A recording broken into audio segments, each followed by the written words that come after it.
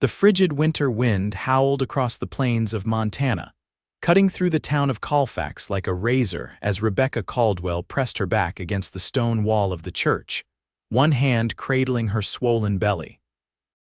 Blood trickled down her temple, mingling with tears that froze against her cheeks. She'd fled in nothing but her tattered cotton dress, the memory of her husband's rage still ringing in her ears, alongside the sound of breaking glass and promises. The baby kicked inside her, as if protesting the cold and fear. Rebecca had run blindly through the night, ending up behind the small white church on the edge of town.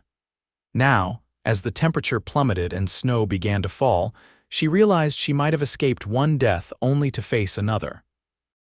"Please," she whispered, her breath forming ghostly clouds in the December night of 1882.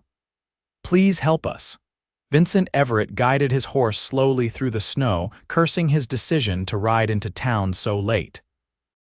He'd been tracking a wounded wolf that had been terrorizing his cattle, following it for miles before losing its trail in the gathering storm. Now, with visibility dropping and temperature plummeting, he knew he needed to find shelter fast. The church steeple rose above the tree line, a beacon in the darkness.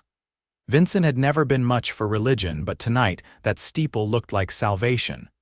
He urged his horse forward, thinking he could at least shelter in the small stable behind the building until morning. As he approached, his horse nickered nervously, ears pricking forward. Vincent's hand moved instinctively to the revolver at his hip. Years on the frontier had taught him to trust his mount's instincts. "Easy, Thunder," he murmured, scanning the area around the church. At first, he saw nothing. Then, a muffled sob carried on the wind caught his attention. Dismounting carefully, Vincent led his horse closer to the church's rear wall. There, huddled in a pitiful ball, was a woman. Even in the dim moonlight, he could see she was heavily pregnant. "Madam." He called softly, not wanting to frighten her. "You all right there?" Rebecca startled, scrambling back against the wall, eyes wild with terror. "Stay back," she warned, voice hoarse from crying. Vincent raised his hands slowly. "I mean no harm, madam. Just concerned to find someone out here in this weather." He took in her battered appearance, the bruise forming around her eye, the blood on her temple. His jaw tightened, but he kept his voice gentle. "You're freezing out here." Rebecca's teeth chattered uncontrollably.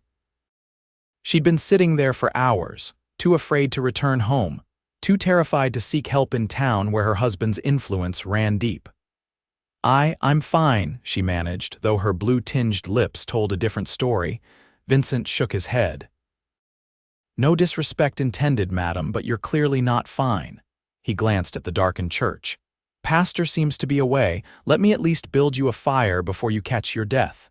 He moved slowly, removing his heavy coat and holding it out to her. Rebecca hesitated, eyeing him warily. He was tall and broad-shouldered, with a face weathered by sun and wind, but his eyes held no malice, only concern. "I've got supplies on my horse," he explained. "Food, blankets, you look like you could use both." Another violent shiver racked Rebecca's body, and the baby gave a painful kick.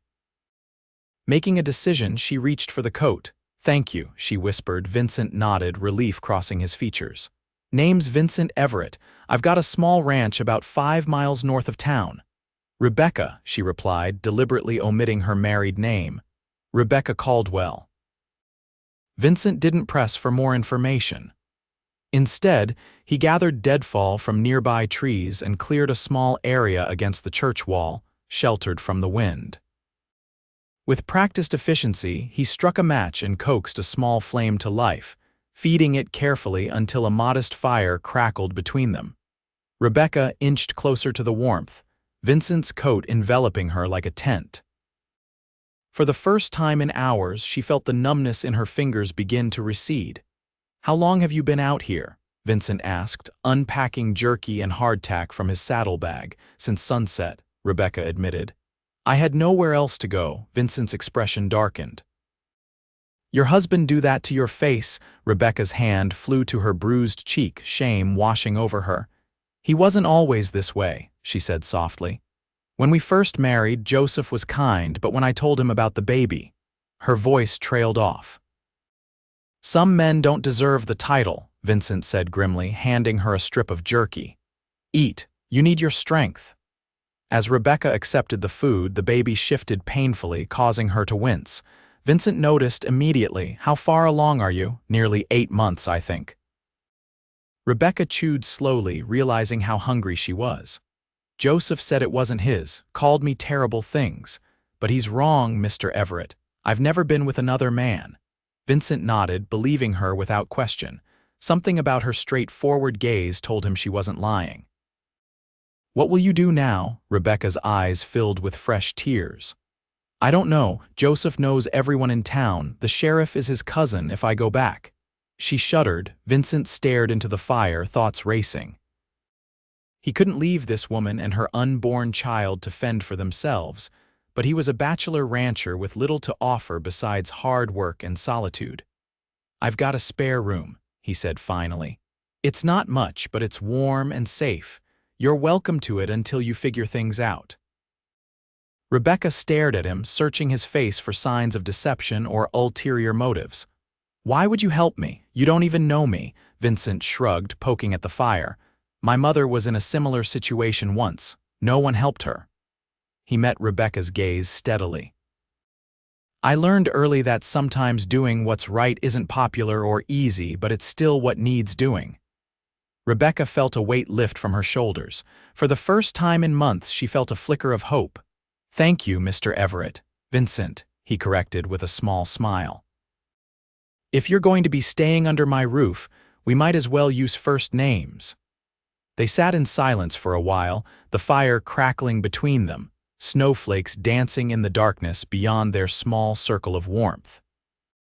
Rebecca felt the baby settle as if finally comfortable for the first time that night. We should move soon, Vincent said eventually. Storm's getting worse. Can you ride? Rebecca nodded. I grew up on a farm, though it's been some time. Thunder's gentle enough, Vincent assured her. And I'll be right behind you. As Vincent helped Rebecca onto his horse, her hands trembling from cold and exhaustion, neither of them noticed the figure watching from the shadows of the churchyard, Joseph Caldwell.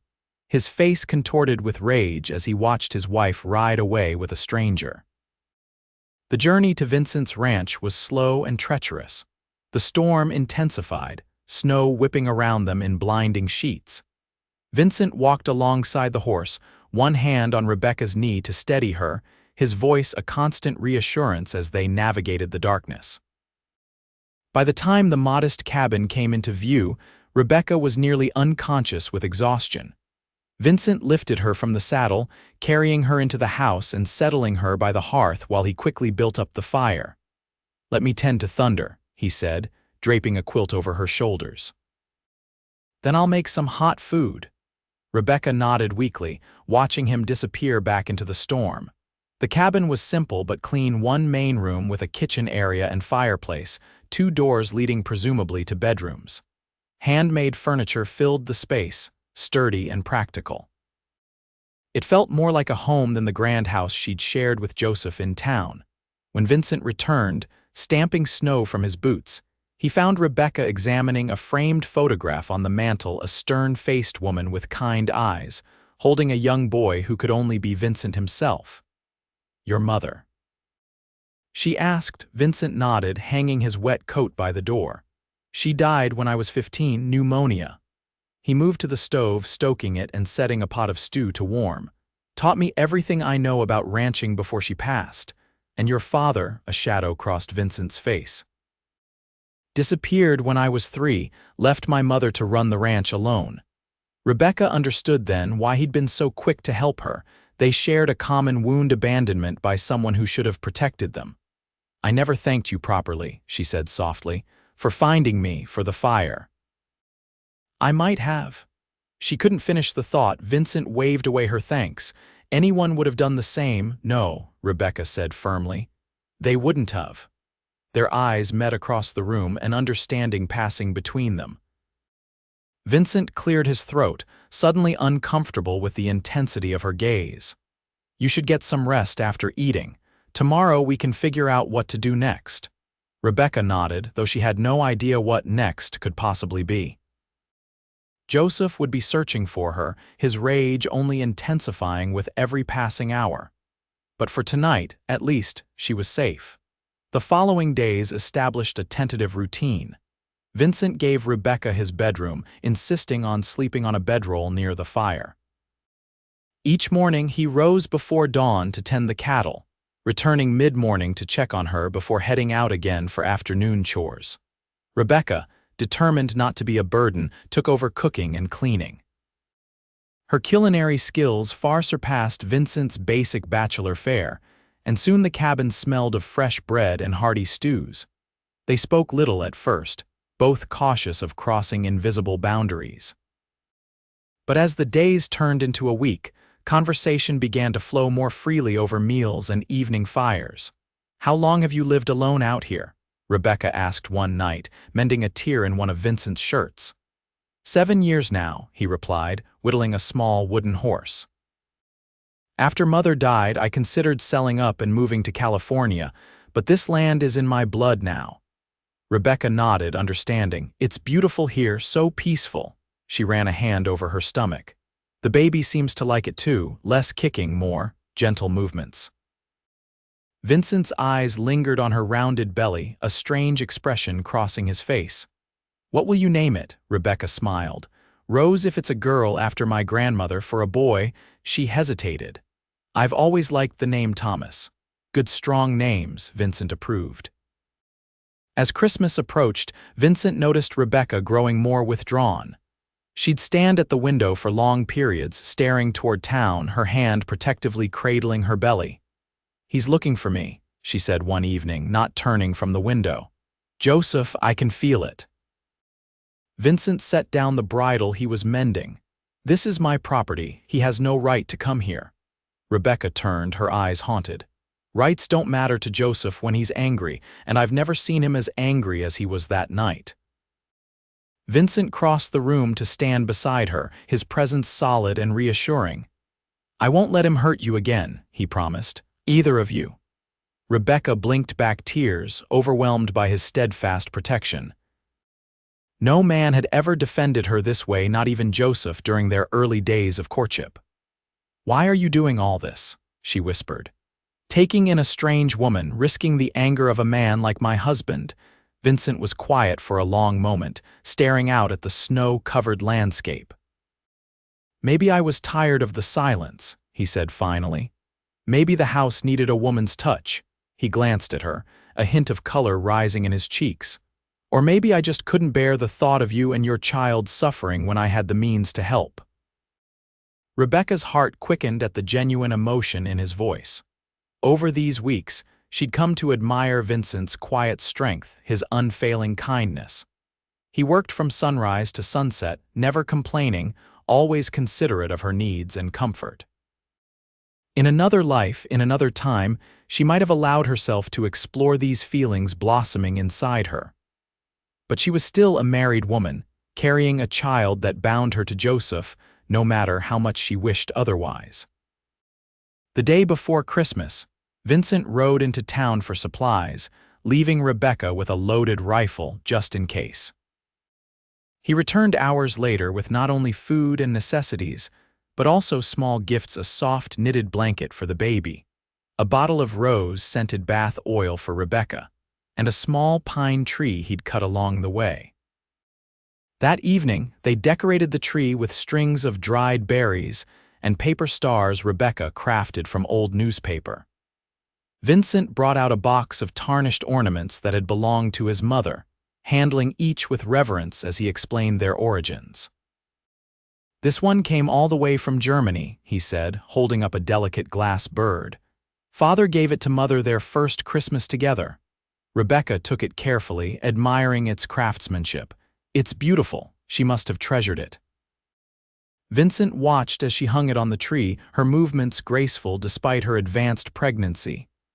The firelight caught in her auburn hair, creating a halo effect that made his breath catch.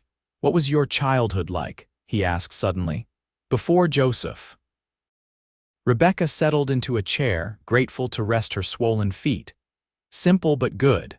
My father was a teacher, my mother kept house. We lived in a small town in Illinois. They died within months of each other when I was 18, father of heart failure, mother of grief shortly after. Her eyes grew distant with memory. Joseph came through town on business. He seemed so worldly, so confident. When he proposed after just 2 weeks of courtship, I accepted. I had nowhere else to go. Vincent frowned. You never loved him. I thought I did, Rebecca admitted. Or maybe I loved the idea of him, the prosperous businessman who promised to give me the world. It wasn't until we married and moved west that I saw his true nature. She shuddered. His temper, his drinking, his cruelty. And the baby? Vincent asked gently. Rebecca's hands cradled her belly protectively. A miracle I'd given up hoping for. We'd been married 3 years with no children.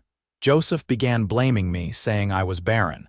When I finally conceived, instead of joy, he accused me of infidelity. Tears slipped down her cheeks. The night I ran, he'd been drinking heavily. Said he'd fix the problem once and for all.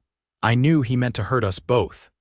Vincent's hands clenched into fists, rage boiling inside him at the thought of anyone threatening this gentle woman and her unborn child. Without thinking, he knelt beside her chair, taking her hands in his. You're safe now, he promised. Both of you. Rebecca gazed down at their joined hands, noticing the contrast between her smooth fingers and his calloused palms. A warmth spread through her that had nothing to do with the fire. Thank you, she whispered, and in that moment, something shifted between them, something neither was ready to name but both could feel taking root. Christmas Day dawned clear and cold. Vincent rose early as always, but when he returned from tending the animals, he found Rebecca doubled over in the kitchen, face contorted in pain. The baby, she gasped. It's coming. Vincent froze, panic seizing him. It's too early, isn't it? Rebecca shook her head, another contraction rippling through her. No, I think I miscounted. Help me to the bed. The next 12 hours were a blur of fear, pain, and determination. Vincent rode to the neighboring ranch 5 miles away, returning with Mrs. Abigail Fletcher, a stoic farmer's wife who had delivered half the children in the county. First babies take their time, Mrs. Fletcher assured Vincent, shooing him from the bedroom. Make yourself useful boiling water and tearing sheets into strips. Vincent paced the cabin like a caged mountain lion, wincing at every cry from behind the closed door. By evening, his nerves were frayed to breaking point. When the bedroom door finally opened, Mrs. Fletcher's expressionless face gave nothing away. Well, Vincent demanded. The older woman's face softened into a rare smile. Mother and daughter are both doing fine. Go on in if you like. Vincent hesitated at the threshold, suddenly unsure of his place. But when he peered into the dim room and saw Rebecca's exhausted, radiant face as she cradled a tiny bundle, all uncertainty vanished. You have a daughter, Rebecca said softly as he approached. Rose Elizabeth Caldwell. Vincent sat gingerly on the edge of the bed, staring in wonder at the tiny red face peeking from the blankets. She's perfect, he whispered, Rebecca's eyes filled with tears. I can't thank you enough for everything you've done for us. Vincent reached out hesitantly, his finger brushing the baby's impossibly small hand.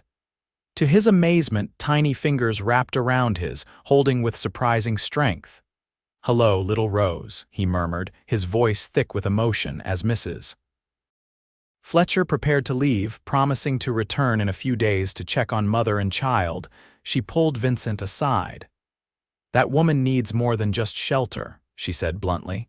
She needs protection. Her husband's been making inquiries all over the county, offering rewards for information on her whereabouts. Vincent's jaw tightened. She's not going back to him. Good, Mrs. Fletcher nodded approvingly. But you best be prepared for trouble. Joseph Caldwell isn't the type to let things go.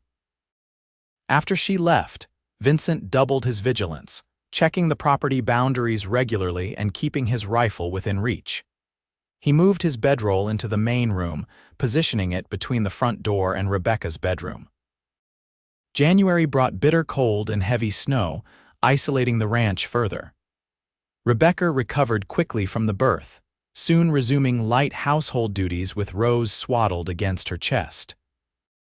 Vincent found himself lingering longer at meals, inventing reasons to stay in the cabin rather than attend to non-essential ranch work. He couldn't name the feelings growing inside him, or perhaps he was afraid to. The sight of Rebecca nursing Rose by the fire, humming softly, filled him with a yearning he'd never experienced. He would sit quietly whittling or reading, stealing glances at the peaceful domestic scene, imagining a future he had no right to claim. Rebecca, too, found herself watching Vincent when he wasn't aware the gentle way his large hands cared for a newborn lamb, the patience with which he explained ranching operations to her, the quiet strength that never demanded recognition. In these winter-bound weeks, their conversations deepened, revealing shared values and complementary temperaments. One evening, as a blizzard howled outside, Vincent returned from the barn with frost clinging to his beard. Rebecca had prepared a special dinner using precious stores of dried apples to make a pie for dessert. "What's the occasion?" Vincent asked, hanging up his coat. Rebecca smiled mysteriously. "Rose is 1 month old today. I wanted to celebrate." They ate by lamplight, Rose sleeping peacefully in a cradle Vincent had crafted during the long winter evenings. The conversation flowed easily between them, punctuated by comfortable silences that needed no filling. As Rebecca served the pie, Vincent cleared his throat nervously. "I've been thinking," he began, "about spring." Rebecca's hands stilled. They had both avoided discussing the future, allowing the winter to cocoon them in a temporary reality. "The pass will clear," Vincent continued, "and travel will be possible again." "Yes," Rebecca said softly, her heart constricting at the thought of leaving this haven they'd created. Vincent studied his plate, struggling to find the right words. "I know you'll have decisions to make about Joseph, about where to go." He looked up, meeting her gaze directly. "But I want you to know that you and Rose are welcome to stay, not just until spring, for as long as you want." Rebecca's eyes widened. "Vincent, I'm not asking anything of you," he hastened to add. "I know your situation is complicated, He took a deep breath. "I just can't imagine this place without you now, without both of you." The confession hung in the air between them, fraught with unspoken implications. Rebecca felt tears gathering, overwhelmed by the depth of feeling in his voice. Before she could respond, a thunderous knocking rattled the front door. "Everett," a voice bellowed. "I know she's in there. Open up or I'll burn this place to the ground." Vincent was on his feet instantly, grabbing his rifle. "Get Rose and lock yourself in the bedroom," he ordered, his voice low and urgent. Rebecca scooped up the now crying infant, terror freezing her blood. "Vincent, it's Joseph. He's drunk. He'll kill you." "Go," Vincent insisted. "I'll handle this." As Rebecca hurried to the bedroom, Vincent approached the door cautiously. "Caldwell, this is private property. You need to leave." "Not without my wife," Joseph shouted. "Send her out now." Vincent's finger rested on the trigger. "Your wife doesn't want to see you. And after what you did to her, I don't blame her." There was a moment of tense silence, then the sound of breaking glass. Joseph had smashed a window on the side of the cabin. Vincent swiveled, aiming toward the noise when the front door burst open behind him. Joseph Caldwell staggered in, his expensive coat dusted with snow, a revolver gripped in his shaking hand. His face was flushed with alcohol and fury. "Where is she?" he demanded. Vincent kept his rifle trained on Joseph's chest. "Leave now, Caldwell, before this ends badly." Joseph's bloodshot eyes darted around the cabin, taking in the signs of Rebecca's presence, her shawl draped over a chair, the remains of their dinner for two, the cradle by the fire. His expression darkened further. "So it's true," he snarled. "She's been playing house with you all this time." He gestured with the gun, "Probably laughing at me behind my back." "Nobody's laughing," Vincent said evenly, despite the rage building inside him. "Your wife came here terrified for her life and the life of your child. A child you denied was yours." Joseph's face contorted. "That bastard isn't mine. She's a little girl," Vincent said, his voice deadly quiet. "Her name is Rose, and Rebecca has never been unfaithful to you." "Liar." Joseph roared, raising his gun. Vincent acted instinctively, lunging forward and knocking Joseph's arm upward.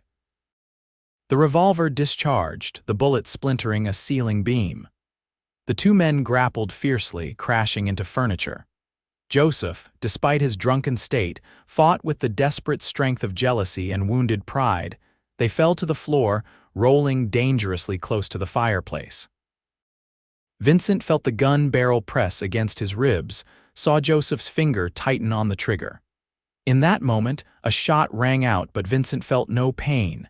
Joseph's eyes widened in shock. He rolled off Vincent, clutching his shoulder where blood blossomed rapidly through his coat. Rebecca stood in the bedroom doorway, Vincent's second rifle in her trembling hands, Rose wailing in the room behind her. "Leave us alone, Joseph," she said, her voice stronger than Vincent had ever heard it. "Go back to town. File for divorce if you want, I don't care. But if you ever threaten my family again, I won't aim for your shoulder." Joseph stared at his wife as if seeing her for the first time. The fight seemed to drain out of him, leaving only a broken, bitter man. "Family," he spat. "This rancher and my wife's bastard." Vincent got to his feet, taking the rifle gently from Rebecca's hands. "I think you should go, Caldwell. You need that wound seen to." Joseph struggled upright, swaying slightly. "This isn't over," he muttered, but the words lacked conviction. "Yes, it is," Rebecca said firmly. "It's been over for a long time." After Joseph stumbled out into the night, Vincent secured the door and windows, then helped Rebecca tend to Rose, who gradually calmed in her mother's arms. "I'm sorry," Vincent said, surveying the wrecked cabin. "I should have been more careful." Rebecca shook her head. "You couldn't have known he'd find us." She looked up at him, her eyes filled with resolve. "But he's right about one thing, this isn't over. He'll go to the sheriff, claim I shot him without provocation." "The sheriff knows Joseph's reputation," Vincent argued. "And you were defending your home." Rebecca's breath caught at his words. "Is it?" she asked softly. "My home," Vincent knelt before her chair, taking her free hand in his.